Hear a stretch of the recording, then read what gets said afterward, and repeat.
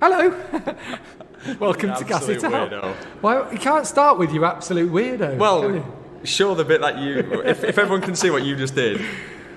Yeah, all right, yeah. Hello and welcome to Gas It Out. We are back for another, just me and Neil on this one. The last one went down quite well, didn't it? A lot of people quite Three liked it. people said they liked it. All the listeners, basically. 6,222 said don't ever do that again. So we focus on the positives. Always take the positives into the next week. Thanks for all the nice comments actually about Hervé Poncharal. We loved doing that interview and I think that came through, and hopefully you enjoyed listening to Hervé too, because he is a top man, and I hope for the best for him, for Miguel Oliveira, and Michael Laverty's already started a rumour where, at Triumph by the way, commentating on the Grand Prix of Styria, Michael Laverty's already started the rumour that Dovi's going to be riding with Petrucci inside that garage next year. Yeah, I like that. I love it, live Good on rumour. air, just going to start a rumour, just going to start one, why not? That's what we do. Yeah, that's what it's all about. Right, so we're back together because 3 racing, back-to-back races, 3 weekends, it's tough to get hold of anyone to do a podcast. So we thought, we'll give you another one of just us two chatting, because it's not like there's been much to chat about. MotoGP at the moment is so boring, so predictable. Gav, it's always Marquez. Yeah, why do you just love him though? Why is your head so far up his arse? Yeah, and Rossi, you love Rossi. Valentino God. This and get your yellow tinted glasses off. Yeah, will you? What is it about Marquez though? Why do you love him so much? Yeah, why are you such a fan of Valentino Rossi? What's he ever done? It's so annoying. He should have retired years ago. Yeah, why not? Yeah. Marquez, he does nothing. All he does is he does that with a throttle and just it's all electronics. This is what we get almost on a daily basis on Twitter. The same day, right? This happens to both of us. You'll get, why do you love Rossi so much? All you do is talk about Valentino. The same day, it's, what is it about Marquez? Please talk about someone else. You're so boring. So true. It is so true. So anyway, we're going to bring you a new feature. Yeah, we've thought long and hard about this. We've done a lot of brainstorming, actually. We've done a few focus groups. Yeah. We've got together, we've got a lot of people who've given us their heartfelt opinions on this. This is an exclusive for Gas It Out. Yeah, it is a full exclusive. This is the top 5 in 5. That was it. Say it again, Gav. I felt like the top 5 in 5. No, build it up even more. The top 5 in 5. Yeah, that's what we're going to do. Yeah. So we've thought about it.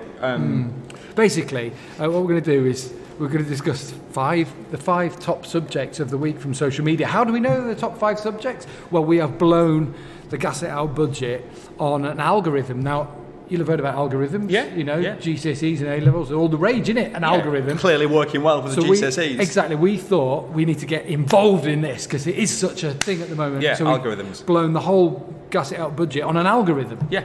Right? Which is... I just looked on Twitter and saw what everyone was talking about on trending.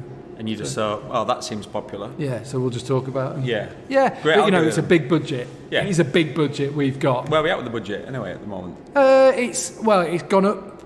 Well, it's levelled out. It's Okay. levelled out. It's still at 0. Right, okay. For this, Right, so yeah, it's absolutely spot on. So we're going to talk about the top 5 subjects of the week in 5 minutes on each, right? And I am going to put a timer on it. I've got the timer up, ready to go on that. And we're going to just so then you've got a quick fire chat of everything that's going on in the world. Is and this it's all down to the algorithm. Is it in order though? Is it like number 5 1? to 1. 5 to 1. Okay, it's a countdown. You just need Alan Fluff Freeman to go. Da-na-na-na-na-na. I had to sing that. Did you never listen to Gav's quite a bit older than me. Top of the Pops or whatever it was. Yeah, but that was before my time. You can tell by those Gordon Ramsay wrinkles on your forehead that is not true. The Botox clearly isn't working. Right, so we want to know what you think about it as well. Everyone seemed to like when we just had a bit of a discussion about what was going on. So we thought we'd give you one of those. Basically covering up for the fact that no one wanted to speak to us because they hate us. They hate us. And the fact we're not in the paddock, actually, though, just making things a little bit harder. But we do love your reviews, and your reviews really do help, whether it's on Apple Podcasts, whether it's on Google Podcasts or Podbean, who host us, Spotify as well. I think you can leave. Maybe you can't on Spotify. YouTube, that was the other one I needed to mention, because we have some really good comments and a good bit of chat that we've got there, and we do read them, so we do appreciate it. But it just helps us in the charts. It helps other people listen in to us. It sort of helps grow the audience by getting the positive comment. And more people get to hear about us. The more people that listen, the more big guests we get in, because we have got some lined up, but It just all helps. Does it sound like we're begging? No, we're not begging, but please. We're absolutely begging. So far, that's all we've got. We've got a roll of black duct tape. Look at that. Yeah. Hey? Yeah. Right, go on. Let's crack on. Top 5 at 5. Top 5 in 5. Well, not at 5. 5 in 5. Yeah, right, at 5 is... Right, so we've got 5 minutes to talk about this. Right, let's start then. I will do. When we talk about it, I'm going to announce it. So at 5, it is Danilo Petrucci flicking the bird to Aleix Espargaro and the subsequent Twitter spat. Here we go. Oh my God, absolutely loved it. How many times do I say though when I'm commentating, or just in general, I like it when people don't get on. Not in life, in general life, but in racing, if you don't get on, then it means more, there's more passion. Look back through the history of people any sport, but in racing in particular, and people that didn't get on, whether it be Rainey and Schwantz I was thinking time, whether it be Schwantz. doing in Crivier, but then you look at Biaggi and Rossi and Gibernal, Rossi and Stoner, Rossi and... The list goes on, but it creates tension instantly. Marquez and a lot of other people, it just creates this great bit of tension that makes you want to watch. Yeah. You always have a baddie in a James Bond film. Exactly, and there's one thing we've learned after the first Austrian GP of this year is Aleix Espargaro and Danilo Petrucci don't get on. They're not going to be sending Christmas cards. Now, if you didn't see it, basically what happened was in qualifying, it's like the last lap of qualifying, the dying minutes, Petrucci was on a good lap, Aleix was touring. Petrucci had a bit of a reference with Valentino Rossi in front. Aleix looks over his shoulder, sees Rossi come, doesn't even look to see if there's anyone behind him, which there was. Petrucci was on his best lap. He was in his field of vision, you'd have thought. You would have thought. And then Aleix pulled across, got behind Rossi to start a lap, and subsequently held Petrucci up on his fastest lap, which meant he didn't go through to qualifying 2, which meant he qualified on the 5th or 6th row. 5th row, yeah. And he wasn't happy. So, but we're talking about races. People's races are being decided by qualifying, aren't they, at this? So Petrucci reacted, he shaked the fist at him. Then in the pit lane, it was the middle finger, and then it was a bit of an applause. Now, you're not allowed to gesture. The ultimate outcome was Petrucci's the one who's got a sanction. Which seems bizarre. It seems bizarre because it was clear in the qualifying session that what Aleix did happens. Obviously, we see that happen, but it's like... Well, it's back to the unspoken rule. You've got to check to make sure you can't just pull out in front of a rider, and that's essentially what he did. in a qualifying session like that. What happened? It went to Twitter, didn't it? Aleix said, "Well, look, Danilo might be angry, but he actually did his best sector in that sector on that lap, so I don't know what he's on about." Danilo then came back on Twitter and said, "How many races have you won?" It got a little bit nasty. Basically, Aleix's argument was a strong argument to say, no, you still did your fastest sector when you was behind me, so I didn't block you. That's true, but it would have been faster. Yeah, and he missed out. He missed out by 2,000. By about that much, 200 probably. To the second, you know what I mean? As in distance on the track. So. When it went onto Twitter, it just got handbags at dawn then, didn't it? Insults backward and forward. Funny to watch, we wasn't love it from the outside, yeah, don't we? Aleix's argument They're was... both good characters. Real good characters. Aleix's argument was, poor you, basically. You're on the best bike on the grid. The Ducatis won round here for the last 4 years in a row. So then, I love Petrucci's reply was... Basically, it was like, this is your career. Like 2 podiums or one in MotoGP, out of like one in 200 Grand Prix. So yeah, it was funny. They clearly don't get on. But what's happened since is that Petrucci's got a fine. Oh, it's only a fine then. A fine, yeah. Which isn't the end of the world. But some people then look at it and say, wait a second, he was the wronged one, and yet you get it for the reaction. It's like in other sports where you get for retaliation, you get the penalty. But there is a rule that if you do any hand gestures... And there isn't a rule for slotting in behind someone and ruining someone's line, really. No, that's an unspoken rule of like rider etiquette. There's an irresponsible riding one, which is the Johan Zarco thing, which we may well get onto later on. Probably not. Try and get that in 5 minutes, which you're going to have to do. That'd be interesting. Yeah, you've still got a minute left on this one. What I want to say is Petrucci's race conditioned by that. Like so many races now, if you're not starting up towards the front, just look at Joan Mir. Suddenly gets on the front 2 rows on a podium for the first time. The races are being decided by FP1, 2 and 3. Cal says, scrap them, we should only have it for FP3. They need to set it up in FP1 and 2. What do you make of that? Yeah, but I understand what he's saying. Basically, it's hard for the MotoGP riders because they are constantly paranoid about getting through to qualifying 2. And that starts with free practice 1, 2, 3.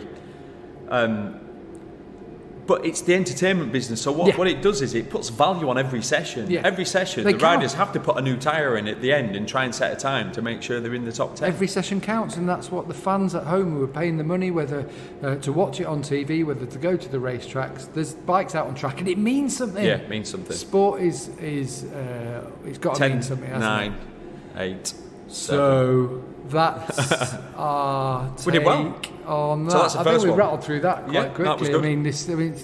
What's next? Whoa! Sorry. There we are. Right, next one is... how do you stop it? Oh, there we are. Next is... Right, here we go. Hafizh Syahrin's crash on Enea Bastianini's stricken bike wasn't the biggest crash of Sunday. Unbelievable. We talked about it earlier, didn't we? What I can't believe is, normally that crash was so big, we'd be talking about that, for years. You know, it's your worst nightmare, isn't it? A rider crashes, the bike slides down the track, there's a group of riders coming along a straight, riders in front move out the way of the motorcycle, and the guy behind, who unfortunately was the fish, was blindsided. Bike moves out and there's a bike led there. I mean, it was a huge crash. So lucky to get away with it. So lucky, and thankfully he did. Hafizh not racing after it, which you can understand. He was properly bumped and bruised, flew miles through the air. But it's one of them. Now, there's been a lot of talk about track safety, that kind of thing. Have you ever been in that situation, like coming over a crest and having a bike in front of you, anything like that? It's your worst nightmare. Yeah, I've had near misses, but nothing like that. No, that is... So you don't know what that feels like, is what I'm asking. No, not at all. No, but I understand that there's nothing you can do. Yeah. You can only react so quickly, and by the time the bikes have moved and there is a motorcycle led there in front of you, it's a split second, but you haven't even got time to... You probably just shut the throttle and you've hit it. I tell you what, if you go back and watch it, I'm sure you'll find it anywhere on Twitter, because it went global, went viral, didn't it? Have a look at Domi Egerter, is the one from me. He appears out of this cloud of smoke in behind, and the front end of a bike which disintegrated. I'm not sure whether it's Syahrin's or Bastianini's. I think it was Syahrin's. And he ducks and it just lands behind him on track. If you think Viñales and Rossi were lucky, well, it's similar. Similar sort of thing, but freak. Almost didn't. You didn't get any. It's one of those freak accidents that you don't want to think about. What if? Because it was that big, wasn't it? The question is, how can you prevent these in the future? Well, that's what I was going to ask then. So, let's get into a bit of the safety thing here, because motorcycling is a risky, dangerous sport, and these things are going to happen. So there's people saying that's not safe. I think they're talking at turn one about the barriers being as close as they are. But Toba's bike ended up in the middle of the track there after a high side that he had. Bastianini's obviously did. Is the track safe, or do we risk sterilising this sport to the point where they're just riding around in a circle on an oval with massive runoff, all the way around? Does that make sense? Well, you want to make it as safe as you possibly can, obviously. Yeah, of course we do. No one wants If we look over the generations, and you don't have to go back too far, if you go back 20 years, there were more riders losing their life. If you go back 40 years, there were lots of riders losing their life on circuit racing. And the fact, for me, is out of all the crashes that we saw in Spielberg, one broken bone, and that was Johan Zarco's scaphoid. That shows that the equipment, and actually a lot of the safety equipment, did its job around, and they were both quite freak accidents. But the fact, in one of those freak accidents, nothing happened, the Syahrin one, and everyone avoided it, thank goodness, obviously. But the equipment sort of did its job, didn't it? I'm being a bit of a devil's advocate. Obviously, I think everything should be done to improve safety. But from a certain angle, you don't want to over-sterilise, do you? You don't want to take the teeth out of a circuit. Not at all. That makes me sound like a dinosaur in a way, and I'm not trying to be like that. I'm just trying to say the riders themselves say they love it. They love the challenge of that turn 2 up to turn 3. Motorcycle racers love fast-flowing sections. So how do we make it safer? Well, let's have shorter straights, let's have slower corners. Do you know what? I think there's a lot to be said. I think you mentioned it in commentary about Aleix E from Dromo, who did the track at Termas and Imola and Misano and all this. Yeah. I wonder if there's something to be done with gravel here. Like, I'm not saying with the necessarily deeper gravel beds, because riders will complain, the bike will get stuck and it's hard to get them out. but deeper, a lighter stone, yeah, different type of stone, different size of stone. But that is something that they do study. They're across that already. Yeah. And the problem is if you have deeper gravel, then the problem is that a rider might not slide across the top of it. You dig, then you tumble, and then... completely. You know what I mean? You end up in I understand, but rainy situation, and that was obviously to do with back then, 93, they had waves in the gravel, so their theory was, it'll slow you down a little bit more. But I think that's what he did at Imola, wasn't it? It was just a configuration of the gravel and whether it's the size of the stones. They've obviously got to share that track with Formula One, so that comes into it too. They've put a catch fence up and hopefully it's okay, but they'll have a look at it. Well, what they've done is they've put a band-aid on the issue of that section on the track. Right, yeah, it is a sticking plaster. You know what I mean? But it needs fixing. Yeah. But we're fast-forwarding. Shush. Stop. I can't work out how to stop the timer. There we go. Yeah, it's not annoying. Right, so that was 4. Hafizh Syahrin crash in Moto 2. Our third talking point of the top 5 in 5. It's got a crap name, hasn't it? Top 5 in 5. Who came up with that? Dear. Yeah. Right. So this one is... I like this one. Here we go. Dovi, Ducati, 50 GP wins. Oh, see ya. End of the season. It had to happen though, didn't it? It just had to happen. Well, I love Gav's enthusiasm. This is what he's always like. You do love it, like don't a puppy, like a little puppy. Absolutely. Did I hear you say in commentary earlier today that you woke up at 3 o'clock in the morning worrying about something? Yeah. What was you worrying about? I was worrying about Cal's comment about the free practice counting and that sort of thing. Get alive. What then you I was doing? actually what I was worrying about was about Aprilia. If they're waiting till October the 15th. Apparently, there's a new hearing for Andrea Iannone. Andrea Dovizioso, is he going to go to Aprilia? So there's another thing there about for Cal if he wanted to go there. What if Dovi won the championship, as he quite possibly could? Because Ducati assure me that when we get back onto the racetracks, the tyre isn't as much of an issue if there isn't the heat. Right. We're going to be strong. And he takes the number 1 plate to Aprilia, like the Italian rivals of Ducati. So what do you think is going to happen? So he isn't going to continue at Ducati? I said to him, is there a way back? No. Because there isn't. I think there would be. Ducati would have to go cap in hand. But he's taken their 50th Grand Prix win. He's been second in the championship. Now, the thing is, on the whole thing, I understand Ducati wanting to go a different direction. They're taking a corporate decision. Look, we love Dovi. We really do. But it hasn't worked. We need something different. I can understand that, but then come out and say it. Don't tease him along with, we want to pay you a lower amount of money. Yeah. Does that make sense? Yeah. But if you think about it, he's been the second best rider for the last 3 years. He's potentially now this year, if he wins this weekend, which he's favourite to, you'd have to say he's favourite to win the title. Who are they looking for? Yeah, no. Well, they're looking for a man who can beat Marc Marquez, aren't they? 100% agree with you. But they are looking for a man who can beat Marc Marquez. And you're talking Fabio Quartararo. I was about to say, well, he signed a 2-year deal for Yamaha. Yeah, Maverick Viñales, I'm not sure. It isn't your man who's going to beat him over a season. Obviously. And he's already signed anyway. Yeah, but so what they're doing? Well, they're looking, obviously, at who's coming through Moto 2. And at the moment, who's coming through Moto 2? Bastianini and Martin, but they're not ready to challenge Marc Marquez. Not a fit Marc Marquez. Next year, they're not challenging the year after. They're looking at Pecco Bagnaia, but how many MotoGP races has Pecco won? Yeah, exactly. None. Yeah, but at some point they have to put their, a line in the sand, don't they? It's tricky.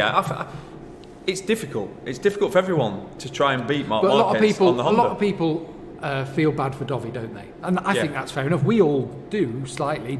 I'm just trying to take the point of view of Ducati wanting a different path. But that's where my question is on it. Like, is that the right thing to be doing? And you don't think it is? And I'm not sure I think it is. Well, no, I don't think so. Because Dovi's delivering. Where Ducati have got a great system, right? They've got the feeder team, teams with teams, exactly. So you've got basically 4 opportunities. Both those teams can have 2 riders to have a look at the young Moto 2 talent, get them under contract. Tease them by saying, obviously you're going to do the first year with a Vintia or Pramac, and then we're going to move you into the factory team if you're good enough. So they've got the opportunity to secure the young talented riders. And then, obviously, you'd pick whoever that is, but you'd always have them next to you, rock solid, Andrea Dovizioso. Where at the moment they've got Jack Miller as I guess their number 1. And, God, no one knows anyone who knows me, we are Jack Miller's number one fans, and we love the guy. But how many races he won with a Ducati? Well, exactly, he hasn't won one yet, has he? So, and I'm not saying he can't because we want Jack to win, but Ducati, it does seem strange. You've got your rock solid number one rider. What do you see happening? Is Jorge Lorenzo coming back? Is it going to be Pecco Bagnaia? Yes, I think so. Pecco showed it. Last year he had a difficult year. This year he started it really good. Obviously broke his leg in Brno. Ex-Moto2 world champion, class act. But what about Jorge? He's won races on Ducati, more than one. The problem with Lorenzo is you don't know which Lorenzo you're going to get, and if you get the slow one, it's a disaster. Since he rode the Ducati, he's had that serious back/neck injury, which nearly paralysed him. I mean, it was serious. And from that point on, and rocked him, and there's nothing wrong with it rocking him. We get it, don't we? Multimillionaire, 5-time world champion. Yeah, it's probably rocked him and given him time to think. I don't want it that bad, and I don't think Lorenzo does want it anymore. Which is why he retired. And that's okay. He's had an incredible career. So they can't see that happening. No. Yeah. But anyway, all props to Dovi. Yeah. For bringing it just out. Just in general. Again. We've got to get a better system. Right, 2 in the top 5 in 5. So into the final 2. What's going to be our number 1? I can see you all sat at home. What is it going to be? Yeah. So 5 minutes on Pol Espargaro, Miguel Oliveira, the hilarity of it, the fact that they're both saying completely opposite things. Pol and Miguel crashed at turn 4. Pol was wide, no doubt about that. Was definitely wide. He said himself, I was running wide. Miguel went for a gap. Question is, did Miguel crash before hitting Pol, or did Pol connect with Miguel's rear tyre that made Miguel lose the front? They both say opposite side of the things. We've actually had an interview with BT where Pol says the data shows Miguel crashed. Miguel says the data shows he didn't crash. Amazing. We'll hopefully get some clarity from KTM on that. It's the second incident for Pol in 2 weeks of running wide and coming back to a racing line. Something I noticed, actually, I was thinking about it a lot, as you know, 3 a.m. in the morning. I saw a couple of people running wide at turn 3 during the race at the weekend. Alex Rins a couple of times, and each time he did it, when he ran wide, he had looked. He had a look. Now I know it's turn 3, and you really outrage yourself. You've got more time to look. You've got more time. Well, you know, and you're a lot the slower. hairpin's It's a big corner. hairpin. Yeah. Completely. I completely get that.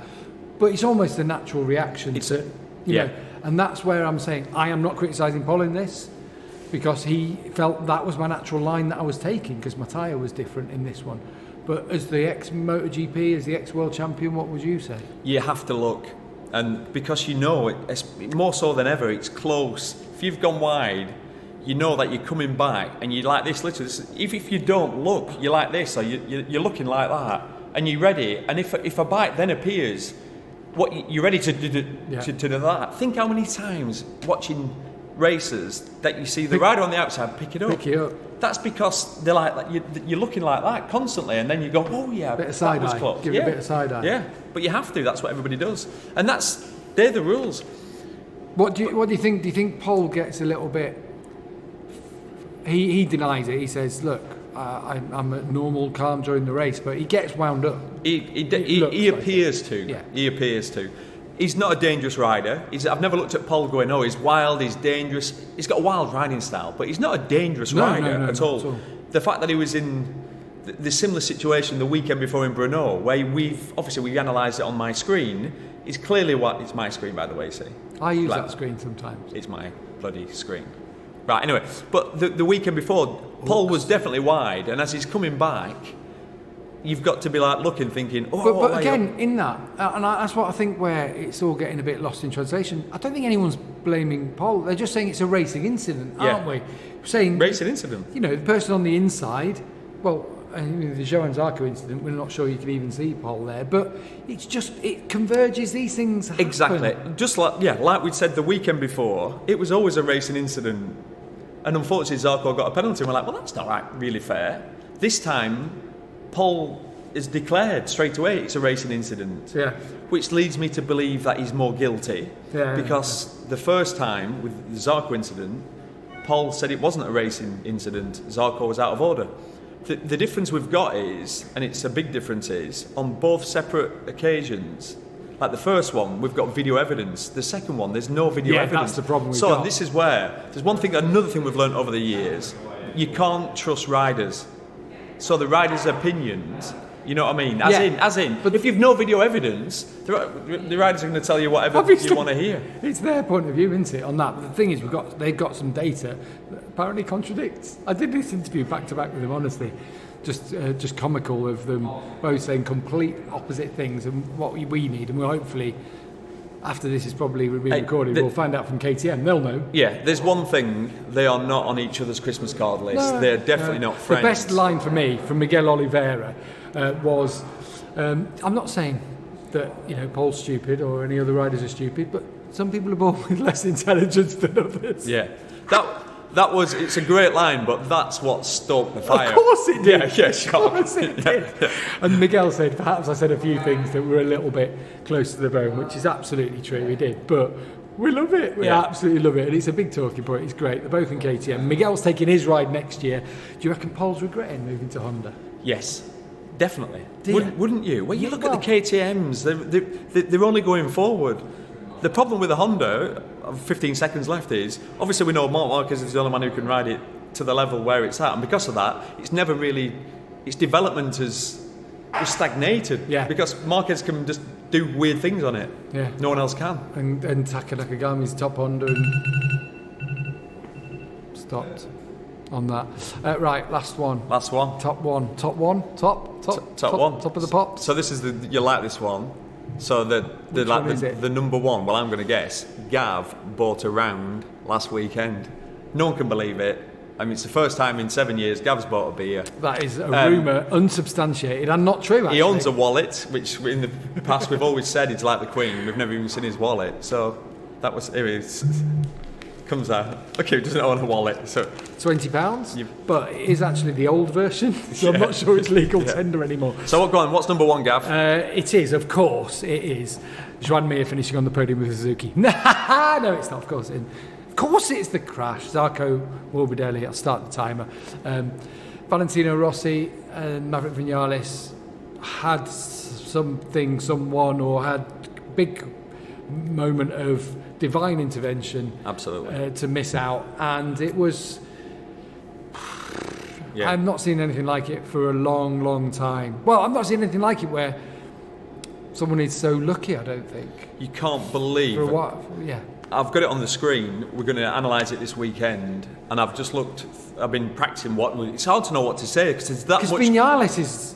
I mean, Rossi got because he had the bike in front But Viñales, it's the bike misses him, then comes just over his head. What you can't believe, there's so many camera angles. Yeah. I think it's on board with Rins, who's behind them, so he gets a great shot. The best cameraman. What you can't believe, there's a point where Viñales and Rossi are like that, going into the hairpin, and you think Morbidelli's bike goes between them. There is room for a bike just, and then obviously I can do it frame by frame. You see the bike go between them, and you're just like, that would never happen again. You know, if you crash there a million times, it was the 1,000,000 to 1 chance. Yeah, it was thankfully the monkey writing Shakespeare, wasn't it? And there's no point in skirting around it. If that bike would have hit anybody, or both bikes, would have had fatalities. That's what we're dealing with, and that's why it's so serious. What the big talking point is, before that crash, all the riders, or a lot of the riders, said that section of the track's too dangerous. It's a bit sketchy, around there. And that's, just explain it though for people at home, why it's dangerous. Oh no, we haven't got time, we've got 3 minutes. Oh, all right. Was it a racing incident? Yes. Zarco's been penalised, sent to the back of to pit lane. Yeah, ridiculous. Even more so when you analyse it on the screen, you'll see it tomorrow. You'll look forward to that, Gav. But the stewards have seen data and they say there's evidence of irresponsible riding. We don't know. We haven't been told. Well, there is no irresponsible riding. There isn't, right? He's made a clear pass up on the inside. By quite a way away from... You can't believe when you watch it frame by frame. He's miles away. And then he goes wide because he's on a tighter line. He's apexed earlier. So he's apexed the corner. He's going to run wide. So he's going to run wide. He's running wide. So guess what he'll have to do? To get back on line, what do you have to do?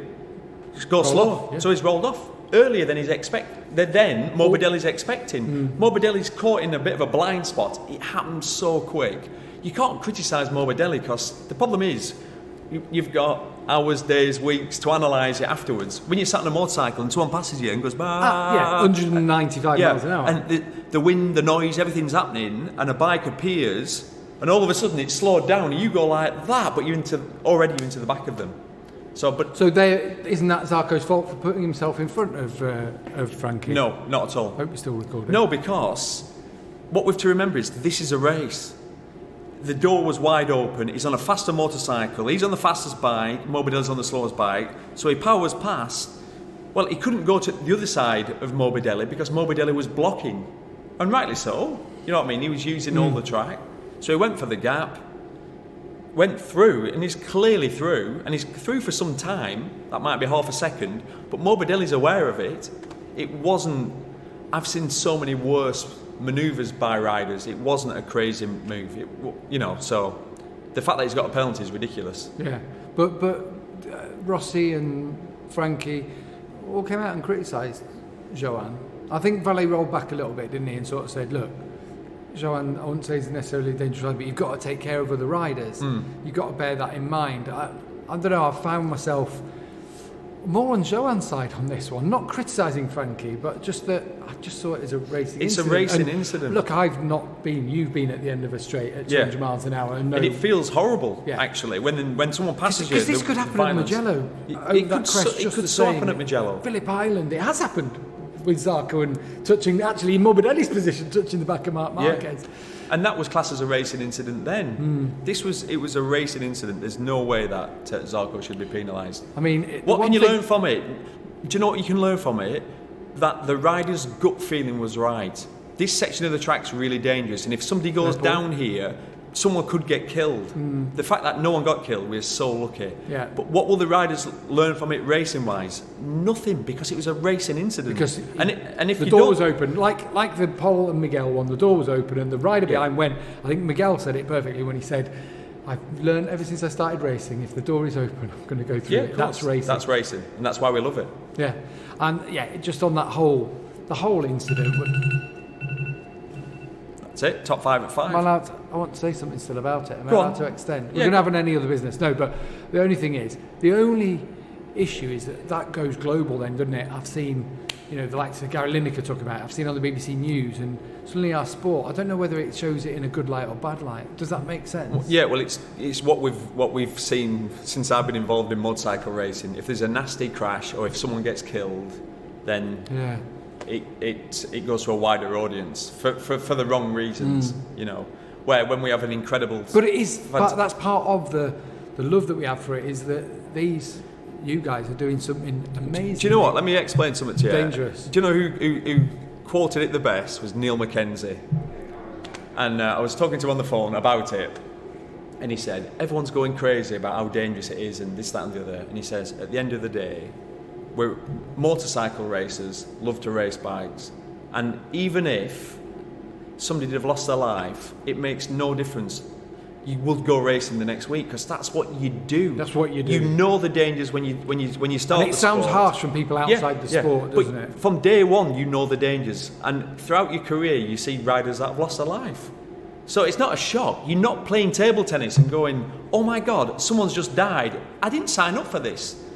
You have signed up. You have signed up for it. You know you're going to get injured, and you know people can get seriously injured.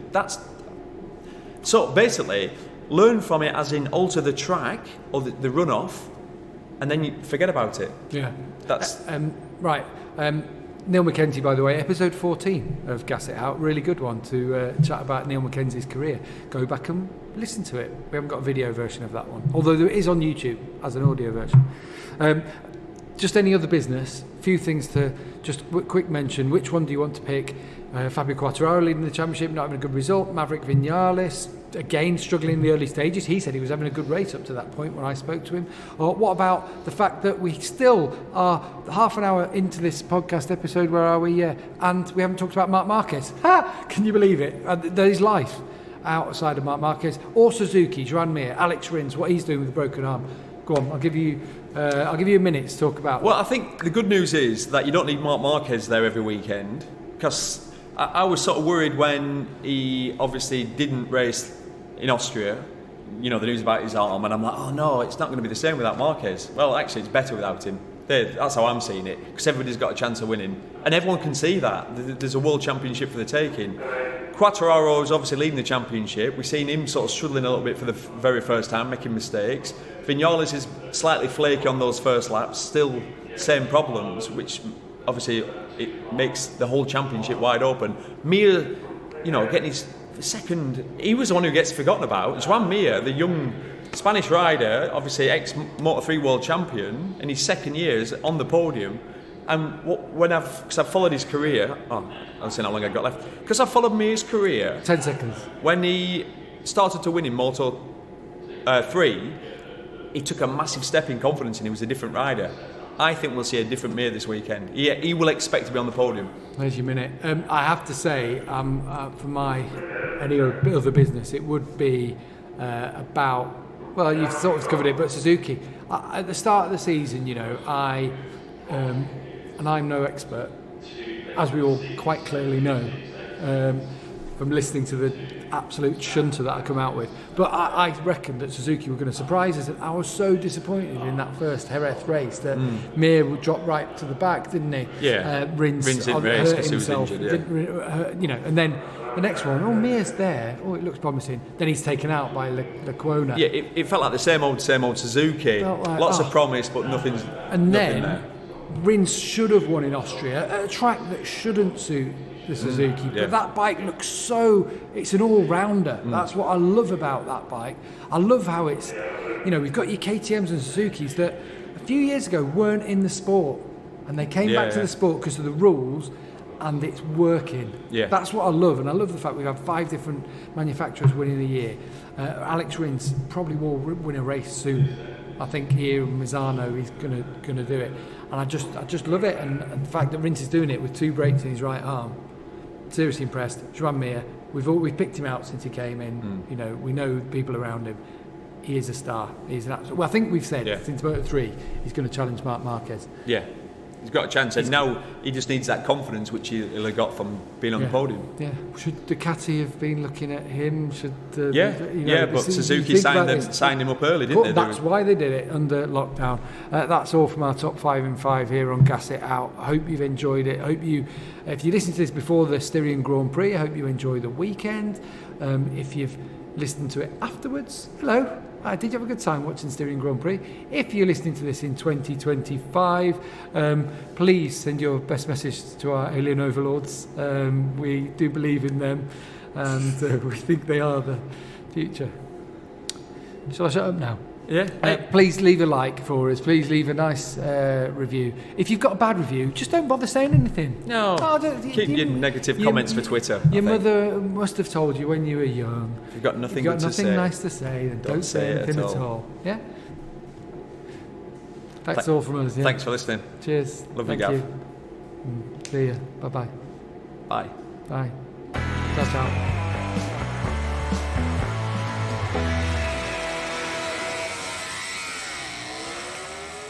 I mean, pressing record is the hard bit for me. Yeah, that's sort of how it works, Gav.